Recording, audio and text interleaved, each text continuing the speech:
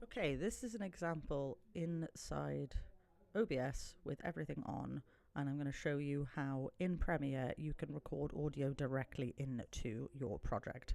So if you have a screen recording already set up and you are trying to just dictate over the top of a video, this is how you would do it. You would firstly need to right click in your audio channels, like right click the channel itself, and you're going to want to add tracks, but specifically the one with the ... because it's going to come up with an option and you want to change the track type to mono.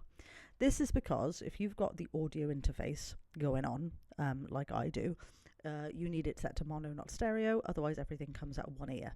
So we will add mono here to add audio tracks. We press OK, and then you'll see a little track with this little symbol on it. Now, with that in mind, we can also right click to make sure that we have got all of our voiceover record settings. So that's if you want to check that it's working, you can name it, you can check your source. So if you want the default microphone or anything like that, you can go into there, but you should have everything there.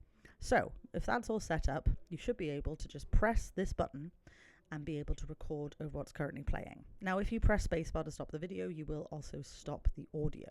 So this only makes sense if you're doing a continuous commentary type style track. If you need to do stops and starts, you'd be better off doing audio and video capture like I am doing for this session right now, which is inside OBS, like I've shown on another video. Okay, so we will press this button and we'll see what happens. Testing, test. Now I just yelled the word testing and then press spacebar, but we can play it back. Testing, test.